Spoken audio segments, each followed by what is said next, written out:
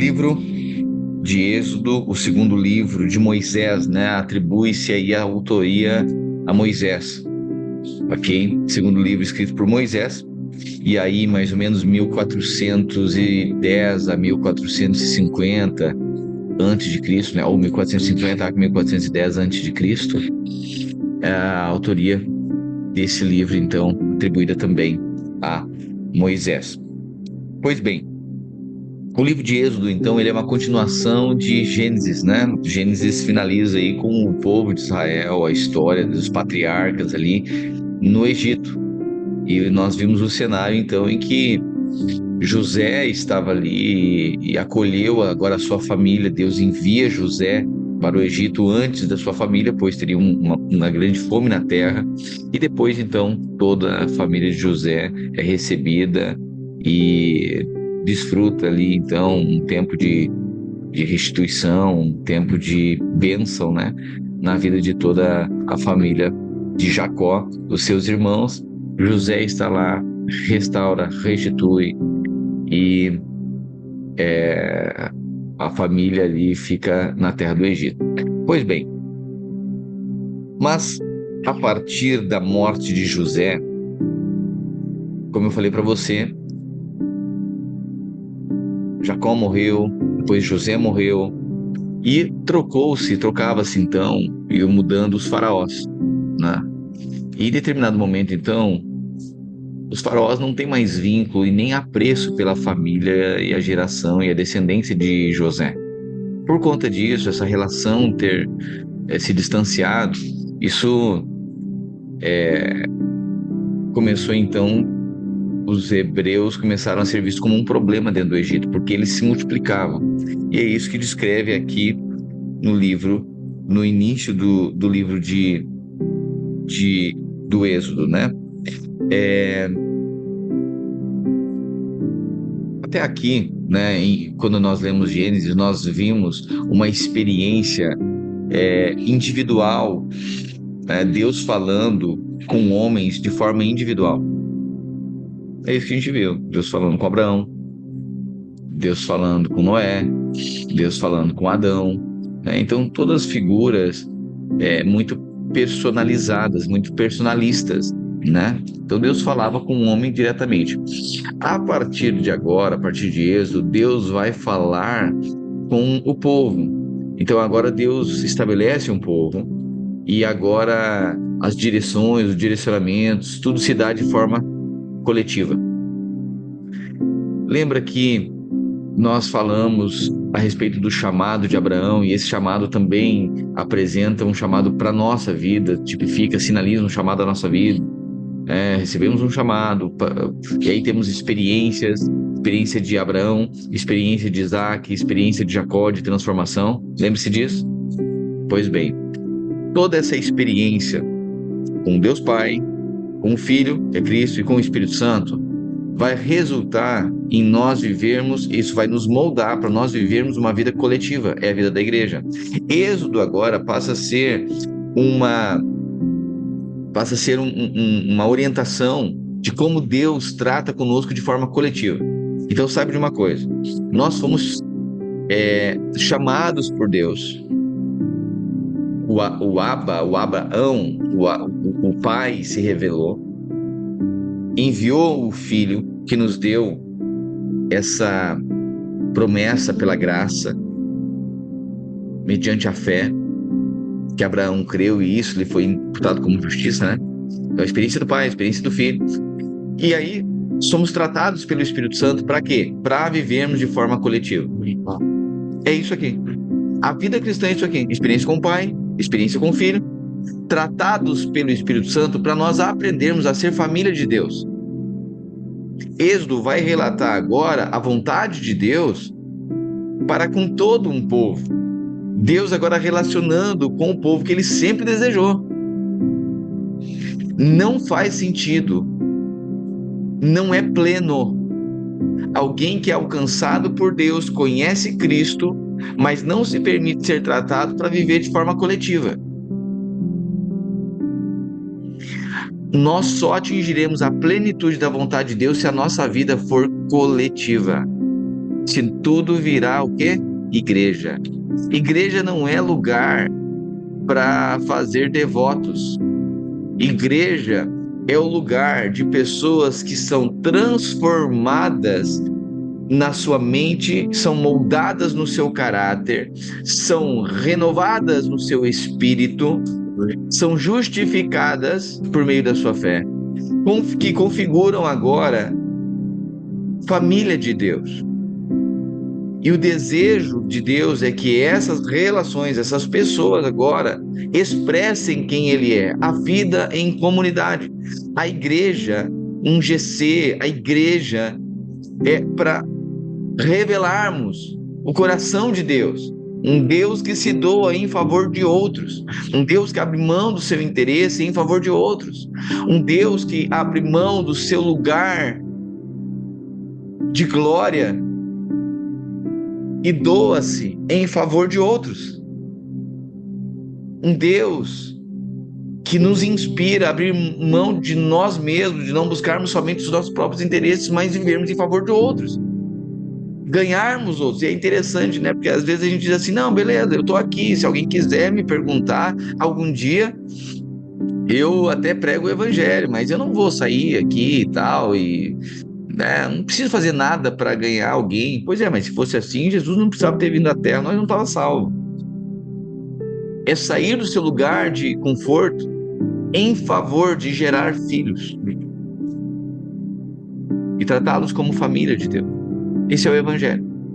Por isso que eu creio que esse ano, debaixo da palavra que nós estamos, que é o ano da multiplicação, o Senhor vai nos mover até pessoas que eles não sabem ainda que são nossos irmãos, mas nós, como olhamos, não olhamos a ninguém segundo a carne, mas com os olhos espirituais, nós já sabemos que eles são os nossos irmãos, eles serão alcançados pela graça de Deus. Agora isso é carregar o Espírito de Cristo. Entende que é virar igreja? Isso é igreja. É o que Deus sempre desejou. Por isso que agora Êxodo fala de forma corporativa. Deus falando com o povo de forma coletiva, de forma corporativa. Até então não era assim. Era Deus falando com um homem só. Ainda que, ok, aqui tem a instrumentalidade de Moisés, né? Mas aponta para a vontade de Deus em mover um povo de forma coletiva. A promessa, sempre a promessa de Deus, ela se cumprirá na nossa vida de forma coletiva. A promessa, no Novo Testamento, a promessa sempre é coletiva. Deus fala para Abraão, pastor, meu Deus falou para Abraão, era só para ele? Não. O que ele diz? Através de ti serão abençoadas todas as famílias da terra. Entende? Tudo que Deus faz, ele aponta para um desejo de fazer de forma coletiva. Sempre quando Deus está dando uma promessa para você, não é somente para você. Sempre quando Deus fala que vai tornar abundante, vai multiplicar, vai prosperar a sua vida, não entendeu nada aquela pessoa que anda de forma individualizada. A pessoa que pega a promessa de Deus, a bênção de Deus, somente para o próprio interesse, não carrega o Espírito de Cristo. Não carrega o Espírito de Cristo. E esse é o mau entendimento de muitos cristãos. Que eles pegam um Deus para satisfazer as suas necessidades. Eles buscam em Deus um Deus milagreiro. E ok, e Deus faz mesmo, Deus é bom. Agora o entendimento, a revelação é que o desejo de Deus sempre foi ter uma grande família e derramar o seu propósito. Ele é cumprido, ele é pleno, de forma, quando agimos, andamos de forma corporativa. Por isso que quando nós falamos, irmãos, a gente deve construir a nossa vida, a gente deve compartilhar, é o pão partido, compartilhar a nossa vida uns com os outros para que cresçamos. Por quê? Porque o desejo de Deus é que todos, e Paulo fala isso depois, todos cheguemos à maturidade da fé. A gente aprenda a discernir as coisas. O desejo, o meu desejo como um irmão mais velho ou mais, em algumas coisas, mais experiente que outros, como pastor da igreja, é que todos cresçam, desenvolvam a percepção das coisas espirituais.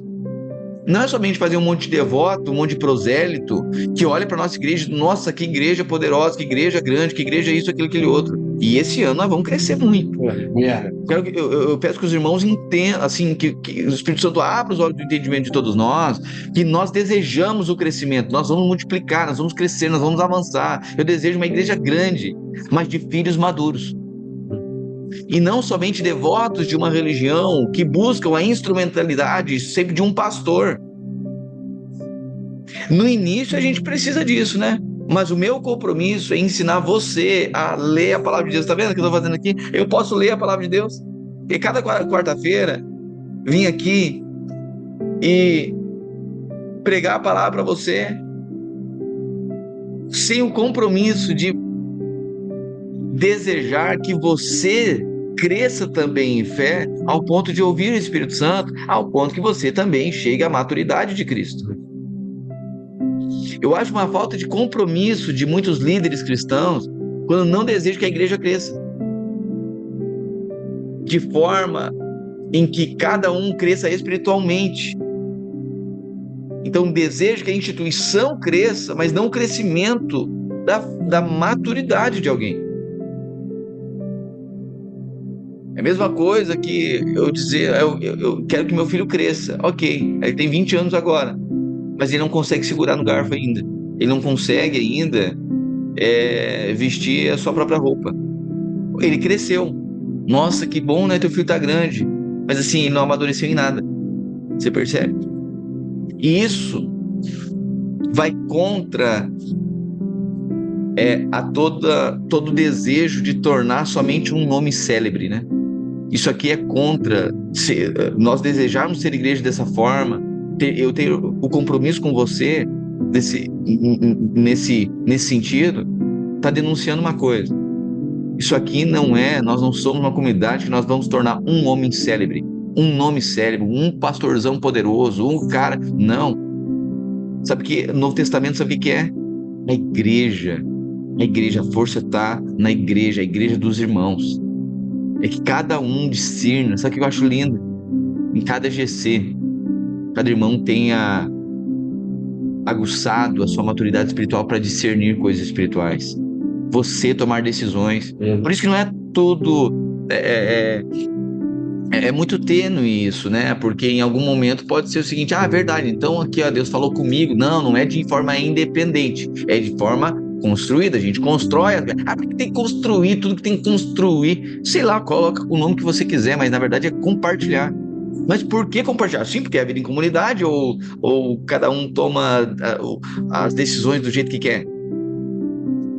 Só que aí quando a gente amadurece, a gente encontra lugar de conselho, porque o conselho nos guarda. No entanto, eu também não posso tornar as pessoas um guru. Eu não quero discernir, eu não quero passar pelo... É muito melhor, né? Eu perguntar assim para o outro: o que eu faço nisso? O que eu faço naquilo? O que eu faço naquele outro? Nossa, enquanto você encontra alguém para dar respostas e orientações, né? Ok, se der certo, você tem o mérito, você tem a glória. Se der errado, a culpa é do outro. Então, assim, aí a gente pode dar responsabilidade. Então, nem todo mundo que compartilha tudo, muitas vezes está denunciando que aquilo ali é um coração, a pessoa está compartilhando porque é um coração submisso. Não, às vezes é só para fugir da responsabilidade, ter uma resposta, dar uma resposta que, se tiver ônus, se tiver algum problema, a responsabilidade é dela. Então, ela transfere responsabilidade. Então, eu como um pai, eu quero que meu filho ele cresça. Nesse caminho aqui, eu tenho muitos conselhos para ele, porque ele não sabe discernir um monte de coisa. Eu quero ensinar um monte de coisa para ele. Mas esse crescimento, esses conselhos, eu quero formar nele uma capacidade de tomar decisões. Só que à medida que ele for crescendo, na adolescência, ele vai achar que eu não sei nada. Eu já sei disso. Ele vai dizer o seguinte: o pai não sabe de nada e eu que sei. Ok, eu vou instruí-lo. Só que o tempo vai passar e ele vai enfrentar experiências. Eu posso pensar o seguinte: eu não vou ensinar nada para o meu filho, porque se eu ensinar para ele, depois ele não precisa mais de mim. E aí ele vira as costas e vai embora. É o que muitas pessoas fazem. Negociam o aprendizado. Muita igreja faz isso. É só um que recebe da parte de Deus e fala para os outros. Semana que vem está garantido que todo mundo volte. Porque se cada um crescer, e aqui está desenhado o caminho da honra. Caminho de gente que é livre no espírito, que é bem resolvido no espírito. Que o que nos move, sabe, o que vai nos mover é uma honra de saber que tem gente que pavimentou o caminho para que a gente tivesse a revelação que a gente tem hoje. Posso chegar pro pastor Drauzio e dizer, já me ensinou tudo, já sei um monte de coisa e tal. E ter essa sensação de eu vou, daqui para frente sou eu sozinho. Ok, pode ver na história aqui, né? Em tempos de transição, quando a morte de alguém, ok. Aí a pessoa vai viver, mas o movimento não é feito porque eu não preciso mais. Eu já sei tudo. Enquanto eu não sei, eu tô aqui, mas no momento que eu souber, eu não tô mais. Não é sobre isso. Sabe, quando os filhos amadurecem, eles não consultam o pai porque eles não sabem. Eles consultam o pai porque eles sabem que são guardados. Aleluia. Eles consultam os pais por honra, não por necessidade. Eles visitam o pai, a mãe, não é porque eles precisam de R$ 500. Eles visitam por honra, porque celebram a pessoa e não somente aquilo que pode dar. As nossas relações, elas podem ser corrompidas com Deus, corrompidas com os irmãos. Quando, na verdade, eu fico numa igreja somente no tempo que eu não sei e tal. Quando eu sei, eu vou fazer de forma independente. Ministerialmente, esse é um grande teste. Tem gente que fica com a esposa até conseguir equilibrar as coisas. Quando tá tudo bem, aí ele consegue. Agora ele tá bem, né? Ele tá com um carrão, ele tá com uma casa legal, agora ele tá com um emprego legal. Agora ele olha para outra. Porque ele já conseguiu o benefício que ele queria com aquela. E agora ele consegue coisa melhor. Só que ele só chegou onde chegou por causa daquela mulher. Talvez a dele esteja arrastando uma perna porque ajudou ele a construir algo. Aí depois é esse o motivo de eles desprezar a esposa. Porque não entendemos nada. O que é dignidade, o que é hombridade, o que é o Espírito de Cristo. Quando nós entendermos sobre honra, que honra é nós celebrarmos alguém pela fidelidade que essa pessoa tem. Isso é ser fiel. Ser fiel é desejar que todos sejam participantes dessa unção e não somente a instrumentalidade de alguém. Isso vai passar por desafios. Para que alguns podem ouvir isso, viu? Tá vendo? Então, eu amadureci. Deus fala comigo. Não, Deus não fala, não é sozinho igual no Velho Testamento. Deus fala conosco, mas por meio do corpo dele, por meio do lugar de conselho. Quando Deus vai criar o homem, façamos, pois. Até Deus fez o homem a imagem de Deus é uma imagem corporativa, compartilhada. Quem é a imagem de Deus, ele vai viver em conselho. Porque quando Deus foi criar o homem, ele não criou sozinho. Façamos, pois. Então, quer saber alguém que carrega o caráter de Deus e não faz as coisas de forma independente? Alguns vão olhar para isso e vão dizer o seguinte: então tá bom. Então tá vendo? Tudo pergunta. Não, mas daí também é outro erro. Não é que não deve perguntar, é que daí deve crescer para discernir, porque senão vai ficar chupando o bico com 30 anos. Então amadureci. Pois é, mas a pessoa madura, ela não pergunta porque ela é obrigada, nem por protocolo, nem porque ela não quer assumir a responsabilidade. Ela discerne, mas ela sabe, ela tem maturidade de buscar um lugar de conselho para coisas mais complexas. Mas assume a responsabilidade de ter os seus posicionamentos, porque amadureceu em Cristo também. Então não é independente, também não é superdependente. A vida cristã é interdependente. Somos uns dos outros. E é isso que Deus chama agora um povo para viver. Na interdependência. E ele provoca, diz: olha, eu desejo ter uma relação com vocês. Sabe o que é essa relação? Esse povo aqui, o desejo de Deus é que eles, no final disso tudo, estabeleçam um tabernáculo, um lugar de relacionamento. Deus chama um povo, Deus chama um homem, dá uma promessa, que quer ter uma grande família, uma grande nação. E aí Eles começam, se multiplicam, crescem, e agora chegou o momento que eles viram um povo, uma nação de Deus. Só que Deus agora diz: olha, vocês, está vendo? Eu quero prosperar vocês. Pois é, mas se a prosperidade que alguém recebe de Deus afastar ele de Deus, tem um problema aqui. Você percebe isso? Às vezes a gente quer tanta bênção de Deus, e aqui demonstra muitas vezes o nosso comércio no nosso coração, né?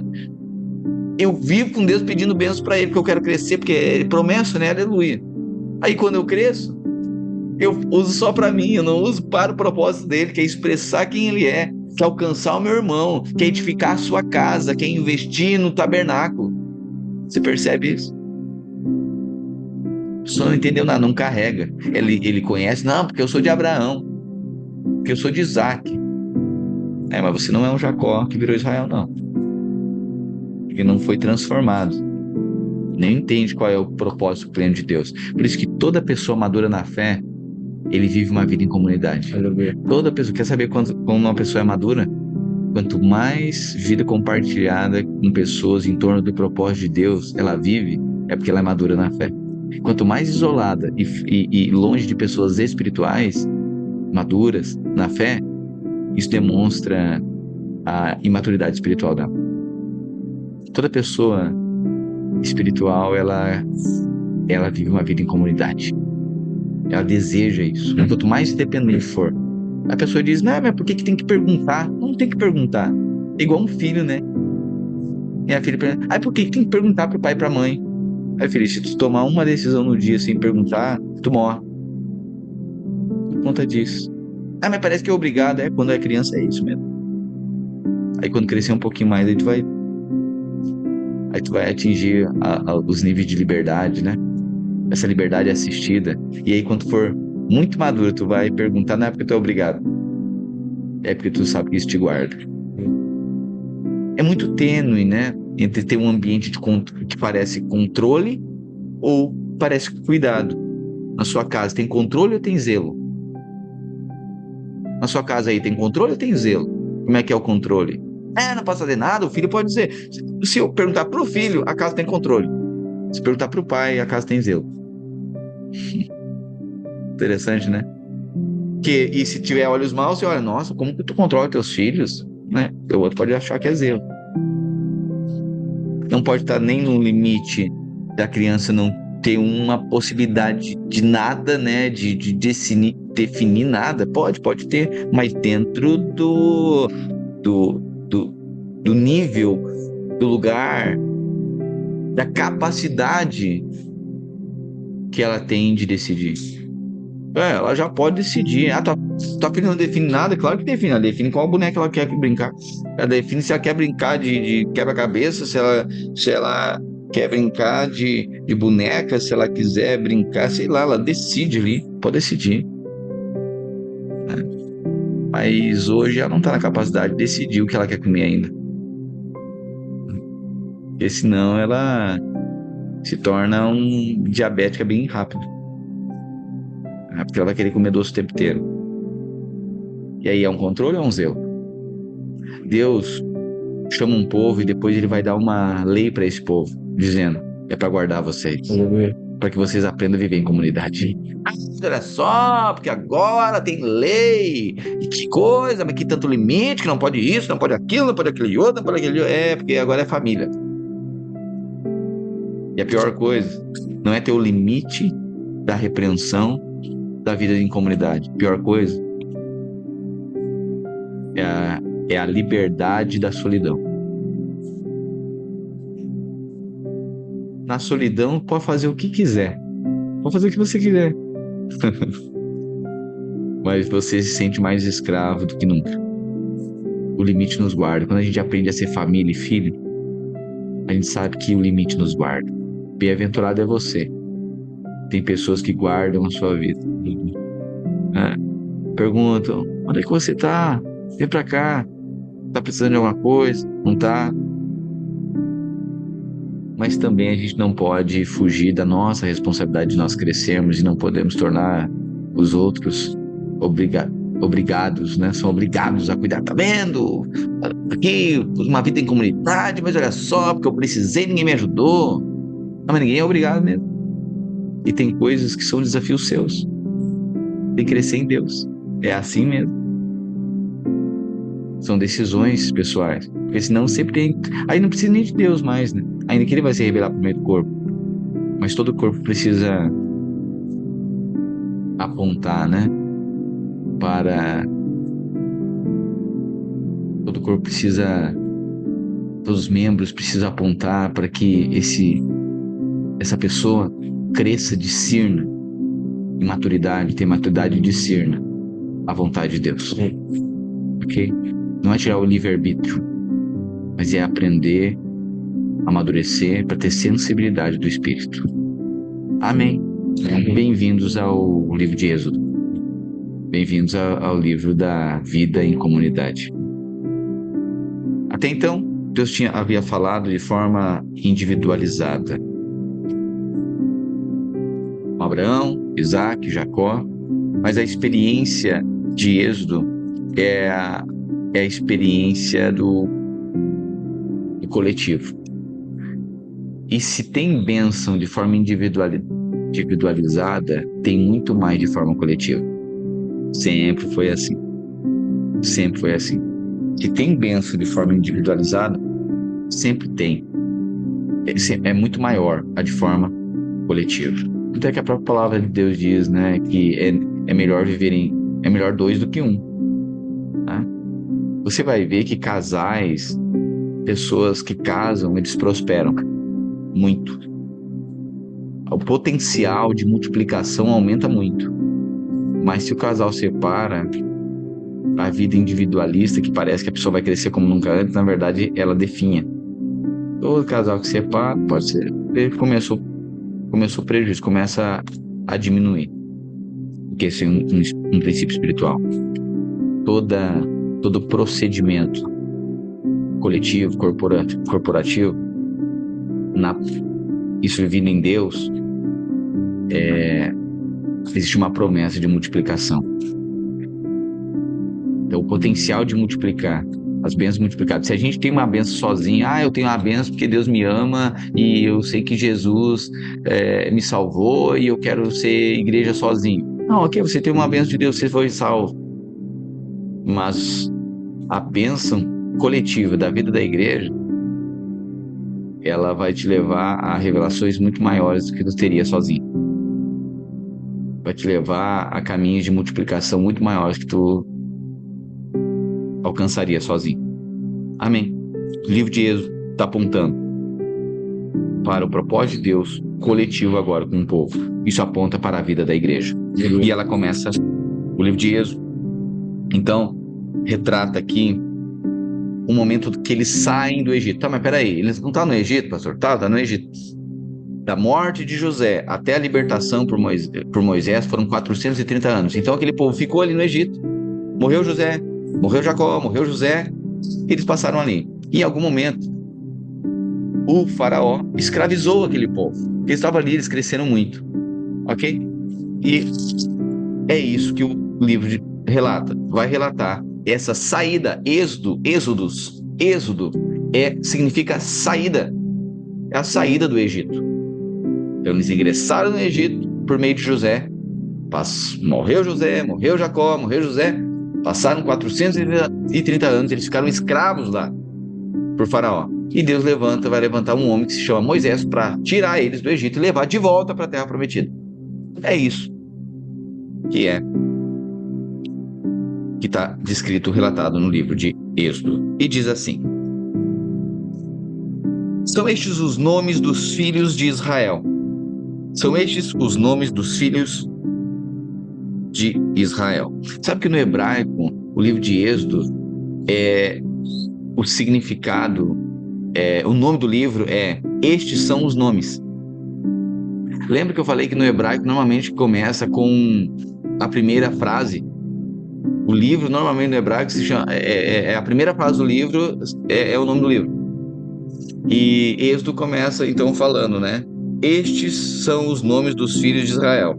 Então no hebraico, o nome desse livro se chama Estes são os nomes. Tá?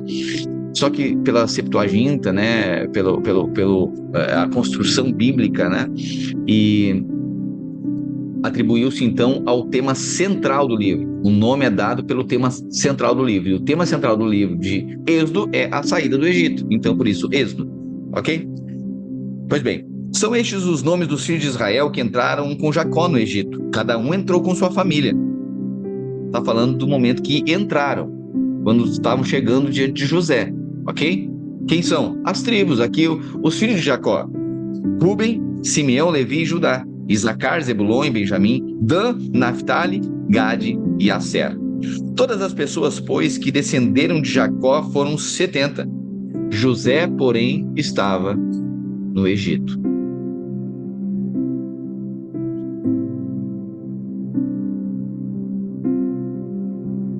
Ora, morreram José, todos os seus irmãos e toda aquela geração. Morreram José, seus irmãos e toda aquela geração. Os israelitas, porém, eram férteis, proliferaram, multiplicaram-se e se tornaram extremamente numerosos, tanto que a terra se encheu deles. Aqui, versículo 7, pode circular. A promessa se cumpriu. Se Deus não disse para Abraão que faria isso, a promessa se cumpriu. Tá vendo? Deus desejou em Adão a multiplicação. Depois Noé, uma nova geração, mas depois Deus fez uma aliança com Abraão. E Deus disse: eu vou te engrandecer, eu te farei fecundo, eu te farei frutífero, eu te multiplicarei a tua descendência. Pois bem, está dizendo que os israelitas, porém, eram férteis, proliferaram, multiplicaram-se e se tornaram extremamente numerosos, tanto que a terra se encheu deles. Então subiu ao trono do Egito um novo rei, um novo faraó, que nada sabia sobre José. Ele disse a seu povo: vejam, o povo israelita agora é mais numeroso e mais forte que nós. Venham, precisamos tratá-los com astúcia, para que não se multipliquem e, no caso de guerra, se alinhem aos nossos inimigos, lutem contra nós e fujam da terra. Estabeleceram, pois, sobre eles chefes de trabalhos forçados. Estabeleceram, pois, sobre os israelitas, então, chefes de trabalho forçado, para oprimi-los com tarefas pesadas. Assim os israelitas construíram para o faraó a cidade de armazenamento, Pitom e Ramsés. No entanto, quanto mais eram oprimidos, mais se multiplicavam e se espalhavam. Olhando de forma corporativa aqui, entendendo que o povo de Deus fala sobre a igreja, assim também. A igreja, quanto mais luta, quanto mais dificuldade, quanto mais resistência, perseguição, é um aqui, enquanto está arrumando aqui, o diabo está desossando o outro ali. Quanto mais tribulação, mais cresce. Você vai ver que a igreja que mais cresce é uma igreja em países perseguidos. Você percebe? Uma pessoa fica fria espiritualmente quando está tudo bem. Agora vai ver uma pessoa que está cheia de tribulação, ela está orando, está jejuando, a pessoa está buscando o Senhor, ela está lá diante de Deus, ela chora quebrantada e participa de tudo. Agora a pessoa que está tudo muito bem,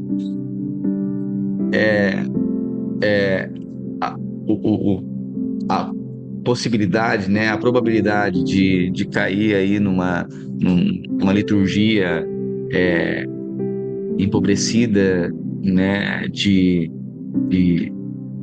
uma liturgia apenas, e essa pessoa empobrecida de virtudes espirituais, né, ela cai aí num pragmatismo religioso, né, e não cresce em Deus.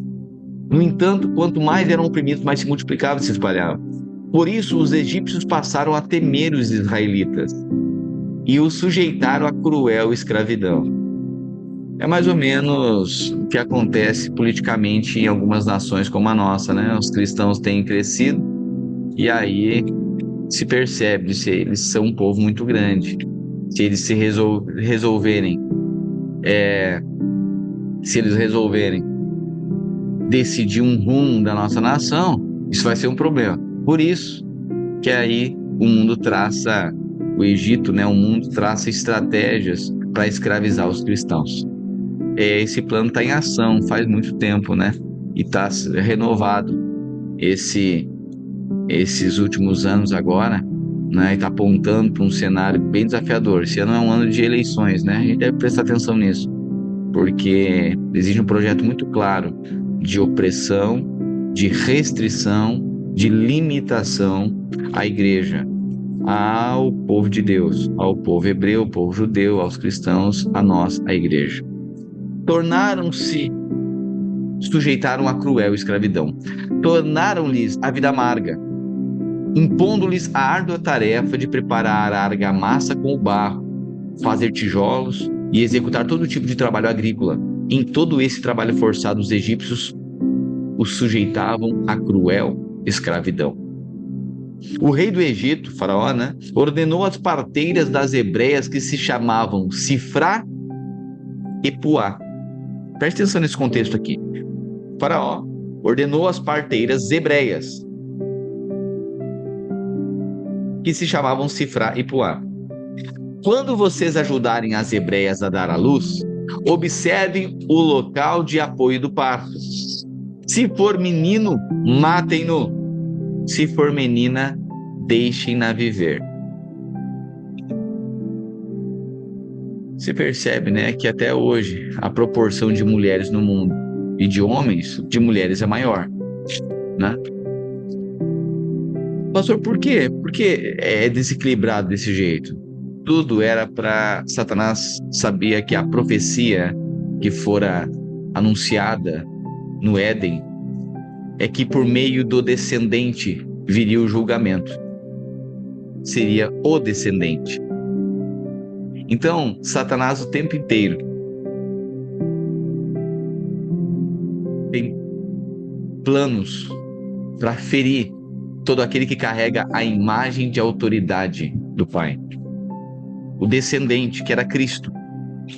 Então você percebe que sempre a autoridade do homem ela é muito perseguida, muito descaracterizada, confrontada e desonrada.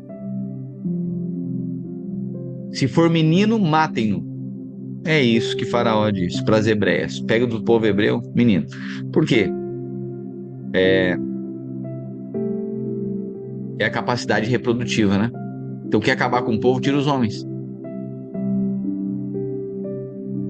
E aí o contrário é verdadeiro. Quer iniciar um povo, quer iniciar uma mistura em um povo, envia os homens. É por isso que você vai ver muitos muçulmanos que estão ingressando no nosso país, e eles trabalham aí, muitos trabalham nas calçadas, aí vendendo algumas coisas. São muçulmanos. Você não vê mulheres. Ser homens, homens, homens, homens. Por quê? Porque eles vão ter relações com as nossas mulheres. Vão ter relação com as mulheres do nosso povo. E estão infiltrando e trazendo seus deuses, a sua religião. E eles são extremamente frutíferos, E aí eles começam a introjetar, então, os homens para fazer crescer um povo. Quer fazer morrer um povo? Mata os homens. Foi isso que Faraó disse. Quando vocês ajudarem as hebreias a dar à luz, observe o local de apoio do parto. Se for menino, matem-no. Se for menina, deixem-na viver. Contudo, as parteiras temeram a Deus e não obedeceram às ordens do rei do Egito. Deixaram viver os meninos. Você percebe aqui? Peraí, elas não deveriam ser submissas? O rei não era autoridade? Sim. Só que a autoridade do rei, do faraó, não está acima da autoridade de Deus. E o que Faraó estava dizendo para fazer feria a vontade de Deus para com seu povo. Por isso que existem casos que você deve ser obediente, ou melhor, submissos, porém desobedientes. Elas foram submissas. Elas disseram, tá bom, é para matar todo menino, tá bom? Tá bom. Mas na hora, elas não mataram. Ou seja, elas foram submissas. Submissão é, tu não afronta, tu não fala de igual para igual, afronta, não, o que tu tá pensando que tu é, porque não é assim. Isso é insubmissão. Submissão é uma questão de coração, revelação. Elas, tá bom, elas entendem, respeitam, reconhecem a autoridade, mas aquilo que a autoridade que estava acima delas estava fazendo contrapunha a vontade de Deus. Aí existem níveis de autoridade. Por isso que é possível ser submisso, porém desobediente. Tu não vai orar porque eu não quero essas coisas aqui em casa, não sei o que, porque não sei o que eu já tenho minha religião, não sei das quantas, papapá, tu não quero, tá ok. Tu não vai pra igreja, não sei o que, tá bom. Submete. E vai. Submisso, porém desobediente.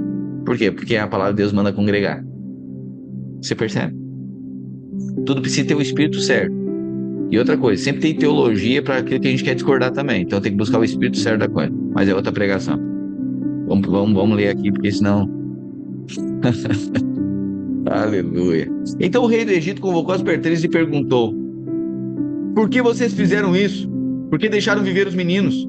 As parteiras responderam ao faraó: As mulheres hebreias não são como as egípcias, são cheias de vigor e dão à luz antes de chegarem as parteiras.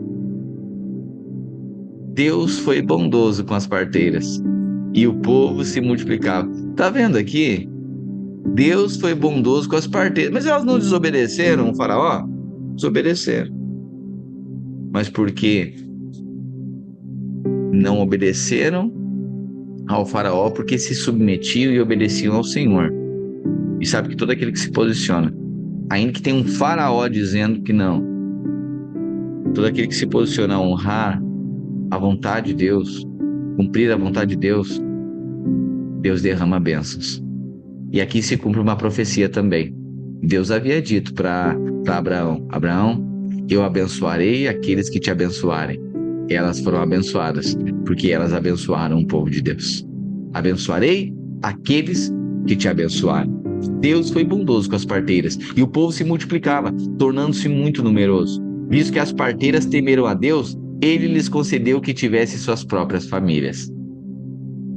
Por isso, Faraó ordenou a todo o povo: Lancem no Nilo todo menino recém-nascido, mas deixem viver as meninas. Você percebe o que Faraó faz aqui? Exatamente o que acontece nos dias de Jesus, em dias de Herodes, né? Quando Jesus estava para nascer, Herodes emitiu um decreto: 2 anos para baixo, mata todo menino. Exatamente o que aconteceu aqui no Egito, Faraó dizendo: menino, mata. Como as parteiras dizem: olha, elas dão a luz antes de nós chegarmos, aí Faraó muda a estratégia. Diz o seguinte: lance no Nilo todo menino.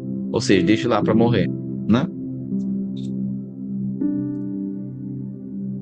Ora, um homem da tribo de Levi casou-se com uma mulher da mesma tribo, e ela engravidou e deu à luz a um filho. Vendo que era bonito, ela o escondeu por 3 meses. Quando não podia mais escondê-lo, pegou um cesto feito de papiro e o vedou com betume e piche. Colocou nele o menino e deixou o cesto entre os juncos, à margem do Nilo. A irmã do menino permaneceu à distância para ver o que aconteceria. Olha só, deixou o cesto entre os juncos, à margem do Nilo. A irmã do menino permaneceu à distância para ver o que lhe aconteceria. A filha do faraó desceu ao Nilo para tomar banho. Enquanto isso, as suas servas andavam pela margem do rio. Então ela viu o cesto entre os juncos e mandou a sua criada apanhá-lo. Ao abri-lo, viu um bebê chorando. Ficou com pena dele e disse: Este menino é dos hebreus. Então a irmã do menino perguntou à filha do faraó: A senhora quer que eu vá chamar uma mulher dos hebreus para amamentar e criar o menino? Sim, vá chamá-la, respondeu. A moça foi chamar a mãe do menino. Então a filha do faraó disse à mulher: Leve esse menino e amamente-o para mim, e eu pagarei você por isso. A mulher levou o menino e o amamentou. Tendo o menino crescido, ela o levou à filha do faraó, que adotou, e lhe deu o nome de Moisés, dizendo: Porque eu o tirei das águas. Meu Deus, Deus sempre tem um jeito, tem ou não tem? A sentença era de morte para os meninos. Mas agora, a mãe vai lá,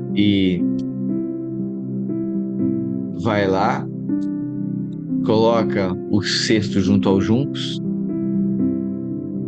a filha do faraó vai tomar banho no rio, vê o cesto no meio dos juncos, pega o cesto, vê o menino, aí tá lá a irmã do menino, a irmã do Moisés. E diz: olha, eu conheço umas mulheres que estão amamentando. Tu queres que eu peça para elas? Ela: quero. Agora o guri é filho da filha de Faraó. Alguém tem que amamentar e recebe por isso. Era para morrer.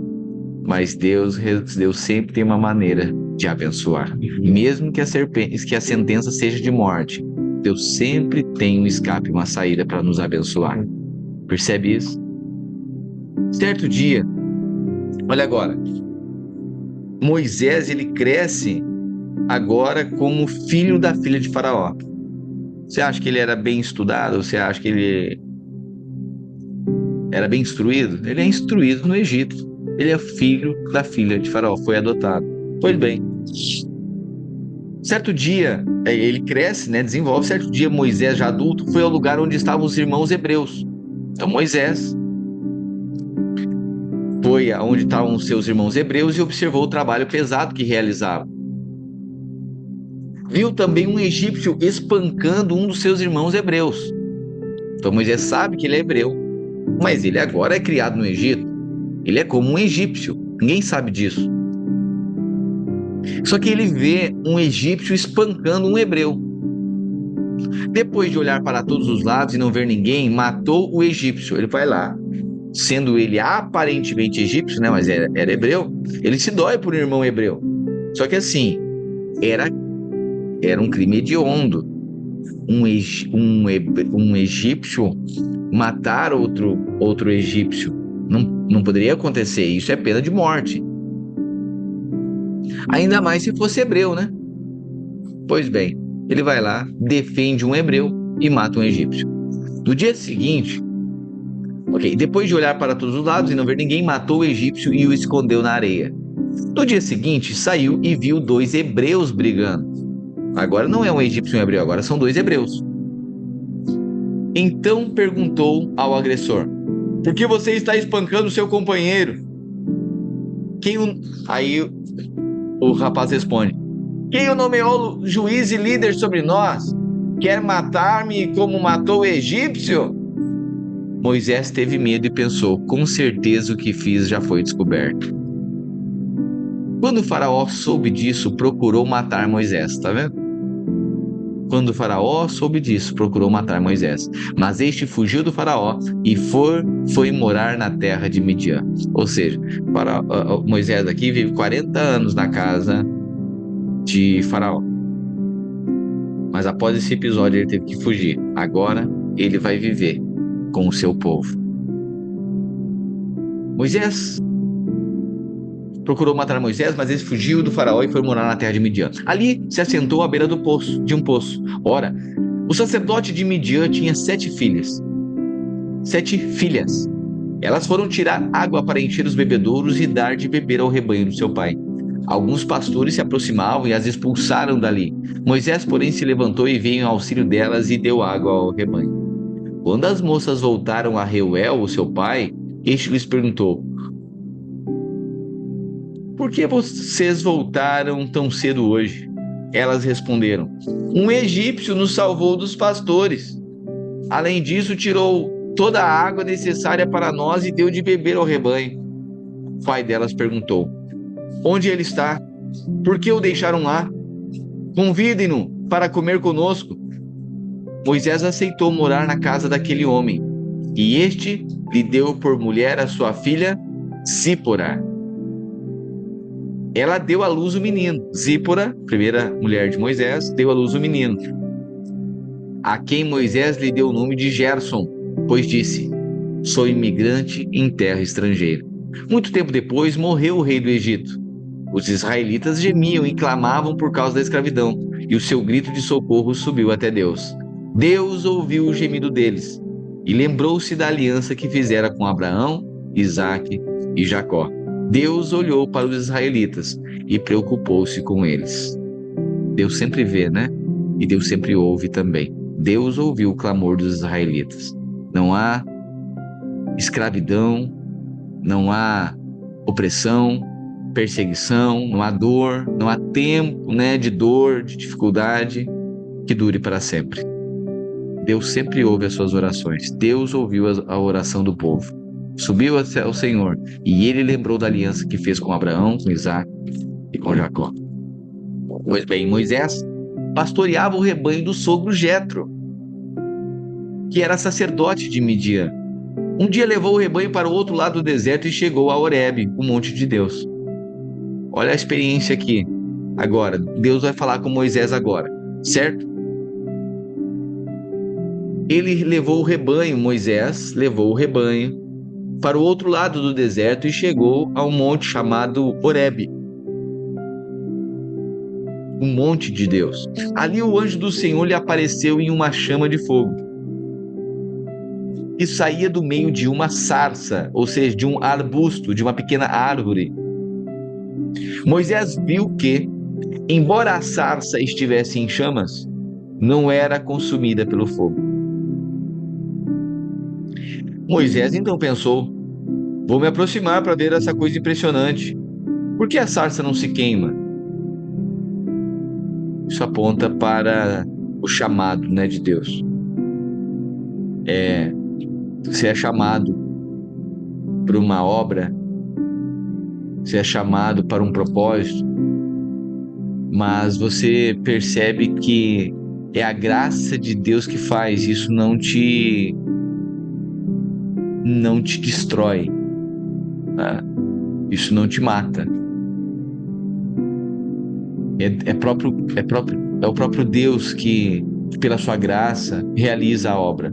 Esses somos nós chamados para a obra de Deus. Ainda que tenham ranhuras, desgastes, né? Mas a sarça, ela não se consome, a força não é sua. Você percebe que você vai fazer uma obra para Deus, mas não com a sua força. Com a força dele. Não com a sua unção, com a unção dele. Não com a sua graça, com a graça dele. Entende? Então, às vezes a gente pensa, eu vou liderar isso aqui, eu vou fazer alguma coisa, né? Mas você diz, eu não tenho capacidade. Sim, é a dele. Isso não vai consumir a sua vida, né? Porque a força e a energia é dele. Ali o anjo do Senhor levou... Perdão. Por que essa sarça não se queima? Quando o Senhor viu que ele se aproximava para observar, Deus o chamou por meio da sarça. Ou seja, Deus falou por meio daquele arbusto fumegante ali, daquela sarça ardente. Moisés, Moisés, aqui estou, ele respondeu. Então Deus disse, não se aproxime, tire as sandálias dos pés, pois o lugar em que você está é terra santa. Disse mais, eu sou o Deus do seu pai, o Deus de Abraão, o Deus de Isaac, o Deus de Jacó. Então Moisés cobriu o rosto, pois teve medo de olhar para Deus. Interessante, né? Quando Deus fala com Moisés, ele cobre o rosto, coloca um véu. O autor dos Hebreus diz que hoje nós olhamos para Cristo com o rosto desvendado. Aquilo que foi segregado, limitado, a glória da velha aliança é uma glória limitada. Você não pode enxergar, que aquilo te mata. Mas o Novo Testamento aponta para Cristo. E nós podemos olhar para Ele. E quando nós olhamos, no Velho Testamento, se olhasse, era morto. Nós, se olharmos, somos transformados. À medida que olhamos para Cristo, nós somos transformados por Ele. Então Moisés cobriu o rosto, pois teve medo de olhar para Deus. O Senhor disse, tenho visto claramente a opressão sobre o meu povo no Egito, e escutado o seu clamor por causa dos seus feitores, pois me preocupo com o sofrimento deles. Por isso desci para livrá-los das mãos dos egípcios e tirá-los daqui para uma terra boa e vasta, onde fluem leite e mel. A terra dos cananeus, dos hititas, dos amorreus, dos ferezeus, dos heveus e dos jebuseus. Pois agora o clamor dos israelitas chegou a mim, e tenho visto como os egípcios os oprimem. Portanto, agora vá, eu o envio ao faraó para tirar do Egito meu povo, os israelitas. Moisés, porém, perguntou a Deus, quem sou eu para me apresentar ao faraó e tirar os israelitas do Egito? Deus afirmou: certamente estarei com você. Este é o sinal que sou eu quem o envia. Quando você tirar o povo do Egito, vocês adorarão a Deus neste monte. Moisés perguntou: quando eu chegar diante dos israelitas e lhes disser: o Deus dos seus antepassados me enviou a vocês, e eles me perguntarem: qual é o nome dele? O que lhes direi? Deus disse a Moisés: eu sou o que sou. Ou seja, Moisés disse, né? Se eu falar para eles, o Deus mandou aqui, eles vão perguntar: que Deus? O que eu respondo para eles? Qual o nome? Qual o nome? Eles conhecem tantos, né? Tu é o Deus Todo-Poderoso, tu é o Jeová Nissi, o Jeová Rafá, o Senhor é o nosso sustento, nossa provisão, o Senhor é a nossa bandeira, é o Elohim. Tantos nomes. O que eu digo? Deus disse: eu sou o que sou. É isso que você dirá aos israelitas: o eu sou me enviou a vocês. Deus também disse a Moisés: diga aos israelitas: o Senhor, o Deus dos seus antepassados, o Deus de Abraão, de Isaac, dos deuses de Jacó, enviou-me a vocês. Este é o nome, é o meu nome para sempre, nome pelo qual serei lembrado de geração a geração. Vá, reúna as autoridades de Israel e diga-lhes: o Senhor, o Deus dos seus antepassados, o Deus de Abraão, de Isaac e de Jacó, apareceu a mim e disse: eu tenho observado vocês atentamente e visto o que tem sido feito a vocês no Egito. Prometi tirá-los da opressão do Egito para a terra dos cananeus, dos hititas, dos amorreus, ferezeus, dos heveus, dos jebuseus, terra onde fluem leite e mel. As autoridades de Israel o atenderão. Depois você irá com elas ao rei do Egito e lhe dirá: o Senhor, o Deus dos hebreus, veio ao nosso encontro. Agora deixe-nos fazer uma caminhada de 3 dias, adentrando o deserto, para oferecermos sacrifícios ao Senhor, o nosso Deus. Eu sei que o rei do Egito não os deixará sair, a não ser que uma poderosa mão os force. Por isso, estenderei a minha mão e ferirei os egípcios com todos os prodígios que realizarei no meio deles. Depois disso, ele os deixará sair. Eu farei que os egípcios tenham boa vontade para com este povo, de modo que quando vocês saírem, não sairão de mãos vazias. Uau! Olha esse cenário aqui.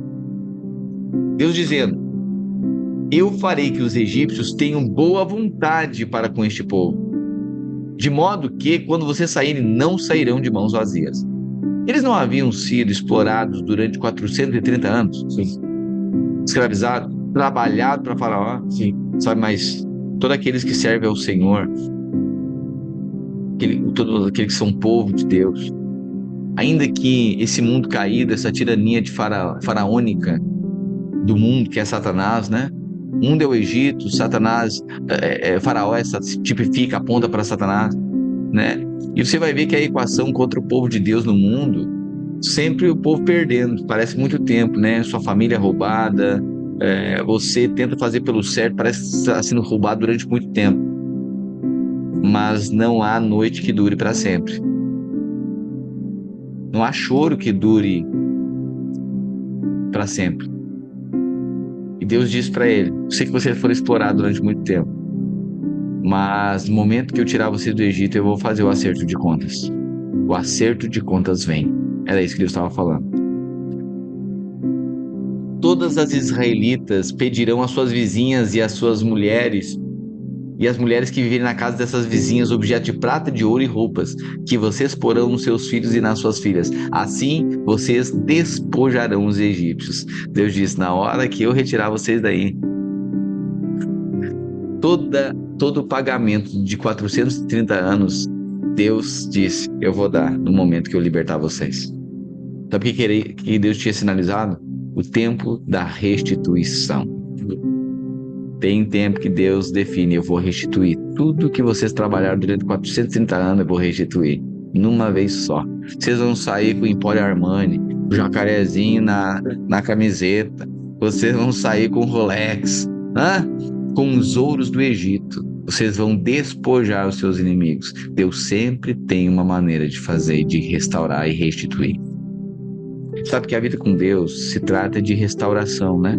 Deus restaura um casamento, restaura uma família, restaura sentimento, restaura uma mente, restaura um coração. Deus sempre faz isso. Mas a vida com Deus também se trata de restituição.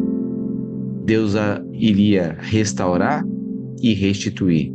Restituição fala de coisas, de bens coisas que foram perdidas, coisas que foram deixadas, coisas que foram roubadas.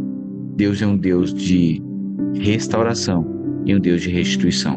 Se teve coisas que Deus já restaurou na sua vida e você celebra isso, sabe que não é apenas isso. Deus também é um Deus que quer e deseja e irá restituir aquilo que foi roubado da sua ascendência. Amém? Moisés respondeu: e se eles não acreditarem em mim, nem quiserem me ouvir e disserem: o Senhor não veio ao seu encontro? Então o Senhor lhe perguntou: que é isso na sua mão? Moisés, o que tu tem nas mãos, Moisés? Ele disse: é uma vara. Respondeu. O Senhor disse: joga no chão. Moisés jogou uma vara, um bastão, um pedaço de pau. O Senhor disse: joga no chão. Moisés jogou-a e ela se transformou em uma serpente. Moisés fugiu dela, mas o Senhor lhe disse: estenda a mão e pegue pela cauda. Moisés estendeu a mão, pegou a serpente e essa se transformou em uma vara na sua mão. Então o Senhor disse: isso é para que eles acreditem que o Senhor, o Deus dos seus antepassados, o Deus de Abraão, Deus de Isaac, Deus de Jacó, apareceu a você. O Senhor ainda disse: põe a mão dentro da sua veste. Assim Moisés pôs a mão dentro da veste e quando a retirou estava leprosa, parecia neve. Ordenou-lhe, depois: agora põe a mão de novo dentro da sua veste. Moisés tornou a pôr a mão dentro da veste e quando tirou, ela estava novamente com o restante da pele. Então o Senhor continuou: se eles não acreditarem em você, nem derem atenção ao primeiro sinal milagroso, acreditarão no segundo. Se ainda assim não acreditarem nesses 2 sinais, nem lhe derem ouvidos, tire um pouco de água do Nilo e derrame-a em terra seca. Quando você derramar água nessa terra seca, ela se transformará em sangue. Moisés, porém, disse ao Senhor: se me permite, Senhor, nunca tive facilidade para falar. Nunca tive facilidade para falar. Nem no passado, nem agora que falaste ao teu servo. Tenho muita dificuldade para falar. O Senhor lhe disse: quem deu boca ao homem? Quem o fez mudo ou surdo? Quem lhe concede vista ou o torna cego? Não sou eu o Senhor? Agora, pois, vá, eu o ajudarei a falar, ensinando-lhe o que disser. Aleluia! Eu não quero, não sei como falar. Só vai. Eu o ajudarei a falar, ensinando-lhe o que dizer. Moisés, porém, respondeu-lhe: Senhor, peço-te que envies outra pessoa. Então o Senhor se irou com Moisés e lhe disse: você não tem o seu irmão Arão, o levita? Eu sei que ele fala bem. Ele já está vindo ao seu encontro e se alegrará ao vê-lo. Você falará com ele e dirá o que ele deve dizer. Eu estarei com vocês quando falarem e instruirei sobre o que fazer. Ele será o seu porta-voz diante do povo e falará com o seu representante. Você falará com ele como se fosse o próprio Deus. Leve na mão esta vara, porque com ela você fará os sinais milagrosos. O que Moisés tinha na mão quando Deus chamou ele? Deus vai usar o que você tem, a partir do que você tem. Você percebe? Como é que vai fazer? Deus vai usar. Só tem essa família aqui, Deus vai usar essa mesmo. Deus vai usar aquilo que já colocou nas suas mãos. A partir disso, ele fará sinais milagrosos. Então não despreze os pequenos começos. Não despreze aquilo que Deus deu nas suas mãos. Às vezes é muito pequeno, é só um pedaço de pau. É só uma vara. É só uma casinha. Tem gente que não quer. Tem gente que espera uma grande casa para poder viver os planos de Deus. Não. Pega essa pequena vara aí. Pega essa casinha pequena mesmo. Pega esse pequeno apartamento. Pega esse carro desse jeito mesmo. Sirva com o que você tem. Celebre.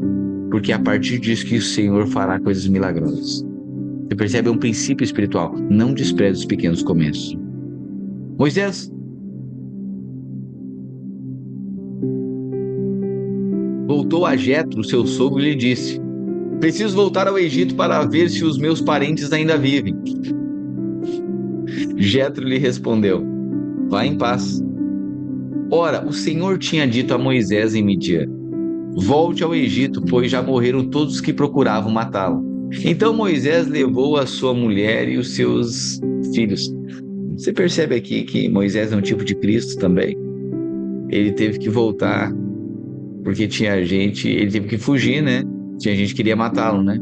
Jesus também teve que ir a Belém, né? Porque tinha gente que queria matar ele. Jesus teve que fugir. Depois ele volta, né? Isso, ele teve que fugir para o Egito, né? Perdão. E depois ele volta, depois que soube que Herodes já havia morrido. Mesma coisa, Moisés. Depois Deus diz para ele: olha, aqueles que queriam te matar já não vivem mais, então tu pode voltar para lá. Então Moisés levou a sua mulher e seus filhos montados em um jumento. Moisés levou mulher e filho montado no jumento. É mais ou menos como José e Maria, né? Em um jumento, e partiu de volta ao Egito. Levava na mão a vara de Deus. O Senhor disse mais a Moisés: quando você voltar do Egito, tenha o cuidado de fazer diante do faraó todos os prodígios que o capacitei a realizar. Eu, porém, vou endurecer o coração dele, para não deixar o povo ir. Diga ao faraó que assim diz o Senhor: Israel é o meu primogênito. Diga ao faraó que assim diz o Senhor: Israel é o meu primogênito. E eu já disse a você que deixe o meu filho ir. Meu Deus. Israel é o meu primogênito. O povo de Israel. Tá vendo que aqui é coisa corporativa? Os judeus são primogênitos. Olha só, os judeus são primogênitos. Eles são o primeiro povo de Deus, certo? Nós somos gentios. Não somos o primeiro povo de Deus. Mas a graça é para quem não merece, né? Os judeus endureceram seu coração, rejeitaram o Messias, Cristo, mas nós estamos aqui, não merecendo. A graça nos alcançou, Cristo nos alcançou. Assim como aconteceu aqui, Deus anunciando para Faraó: Israel é o meu primogênito, e eu já disse a você que deixe o meu filho ir para prestar-me culto, mas você não quis deixá-lo ir, por isso matarei o seu primogênito. Em uma hospedaria ao longo do caminho, o Senhor foi ao encontro de Moisés. Em uma o quê? Hospedaria. Foi ao encontro de Moisés e procurou matá-lo. Então Zípora pegou uma pedra afiada, cortou o prepúcio do seu filho, tocou os pés de Moisés e lhe disse: você é para mim um marido de sangue. Ela disse: marido de sangue, referindo-se à circuncisão. Nessa ocasião, o Senhor o deixou. O Senhor disse a Arão. Nesse cenário aqui,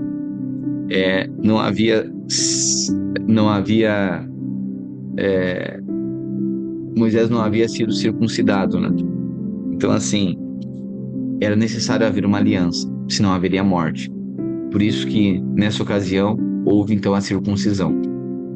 Nessa ocasião, o Senhor o deixou. O Senhor disse a Arão: vá ao deserto encontrar-se com Moisés. Ele foi, encontrou-se com Moisés no monte de Deus e o saudou com um beijo. Então Moisés contou a Arão tudo que o Senhor lhe tinha mandado dizer e todos os sinais milagrosos que o Senhor tinha ordenado a realizar. Assim Moisés e Arão foram e reuniram todas as autoridades dos israelitas. E Arão lhes contou tudo o que o Senhor dissera a Moisés. Em seguida, Moisés também realizou sinais diante do povo, e eles creram. Quando o povo soube que o Senhor os havia observado com atenção e visto a sua aflição, curvou-se em adoração. Amém? Até aqui hoje, né? Até o 4, né? Eram os 2 últimos de Gênesis e os 4 primeiros de Êxodo, ok? Mas como hoje dei uma pequena introdução, uma introduçãozinha, por alguns minutos ali, a introdução ao livro de Gênesis. Amém?